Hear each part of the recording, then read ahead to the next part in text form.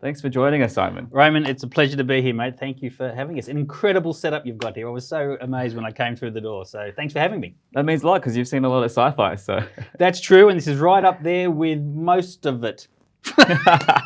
now, speaking of sci-fi, the Saturn Awards just happened, and do you think that the Saturn Awards got it right? Because Skywalker won Best Film, and Star Trek Discovery won Best TV Series. Do you think that was the right move? I think it was a safe move on their part. I think they're part of a much bigger industry, and they need to be sort of conscious of who they're giving the awards to and how that's going to play with the wider sci-fi community.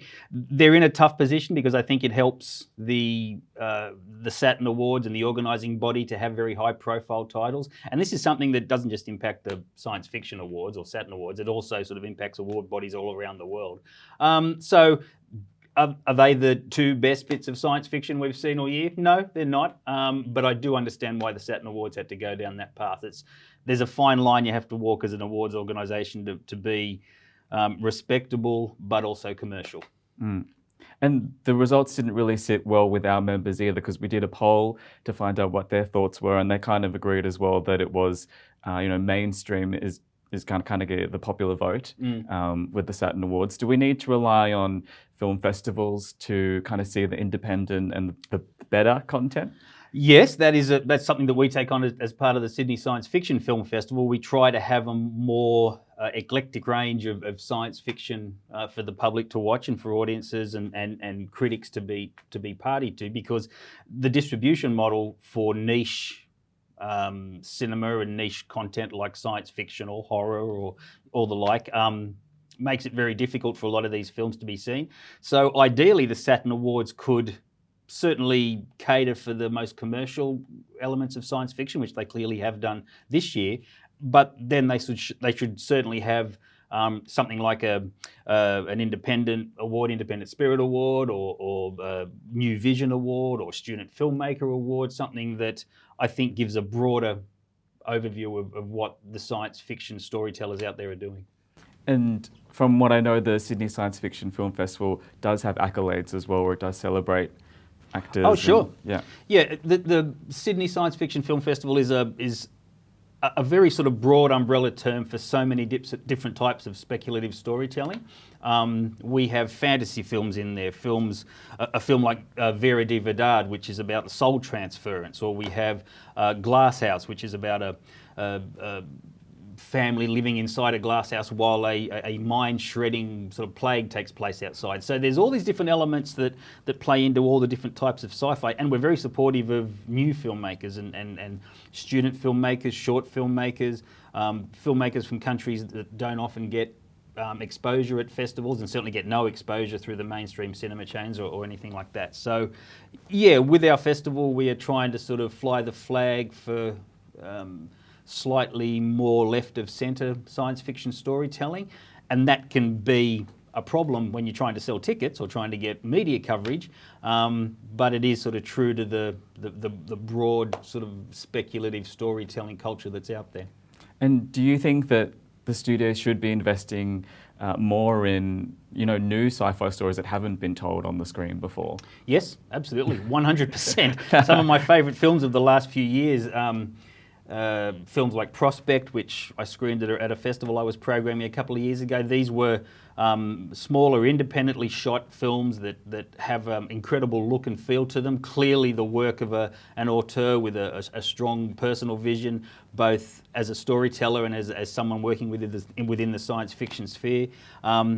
So yes, studios and money men and producers should look harder and try more to promote filmmakers with fresh visions. That space has been taken up a little bit by the streaming platforms, the Netflixes and the Amazons and so on.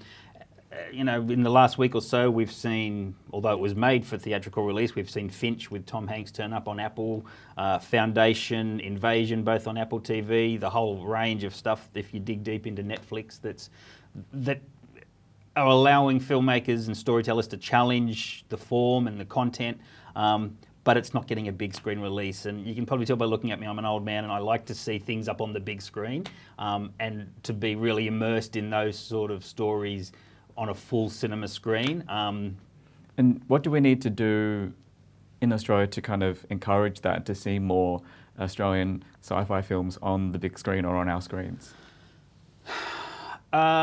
Because our industry is so governed by the almighty dollar, we need government support. We need fantasy and science fiction storytelling conferences and conventions to unite the community that embraces this type of storytelling, and to be fostered from the very base sort of script development level right through to production. We need quotas put on the major streaming platforms so they support not just science fiction or that sort of storytelling, but Australian production across the board. The government needs to start listening to the Screen Producers Association to make the creative community and all of those that have suffered as part of the creative community through COVID. It needs to be turned around very quickly, and it needs government support to do that. And if there's any sort of benefactors out there who want to weigh in with large investments of cash to get this sort of groundswell off the ground and to have these sort of filmmakers making... See, I'll sidetrack here just briefly, because these films sell overseas. These are films that, because of all the many different streaming platforms and avenues for revenue at the moment around the world, these kind of films and TV series move really well. We've got a film as part of our festival called Risen, which was a very tough shoot, an independent film shot largely here in Sydney, but ultimately a little bit in Canada as well. Took him 4 years to get made, but he stuck to his vision. A young director called Eddie Araya, young Afghan filmmaker who sort of came over here and was passionate about this story and committed a huge part of his sort of last half decade to getting it made. And it's now topped like $1 million in pre-sales around the world and in box office in some territories and streaming platforms in other territories. And he's done that all off his own back. So what people need to realise is that give these independent filmmakers a platform, give them the money to do what they want to do. Some will fall in a heap.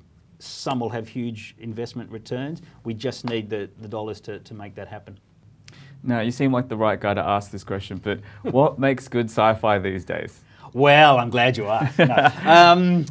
Yes, what makes good sci-fi? Well, I can answer that from the perspective of a festival director or a film critic, which I also do, or as a film goer, just originality.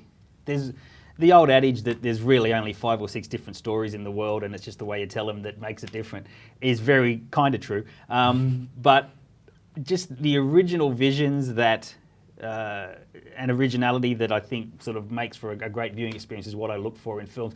And it's strange because as a young man, I sort of was in the era of the crazy sort of VHS boom years, and I would go and get the horror films and the science fiction because I wanted that visceral rush of seeing those kind of genre films. And then I went through the serious film watcher stage, and I started to write for SBS, and I was watching all these black and white Polish documentaries and thinking how important I was. And they're all wonderful films, and I still watch those films. But I've come back to science fiction and to horror and to fantasy because there's so much originality and thematic richness in the genre storytelling at the moment. It's just what I react to most, both with my eyes and I guess with my heart when I'm watching these movies. It's why we got nearly 220 submissions this year from around the world, and I had no trouble sitting through most of them.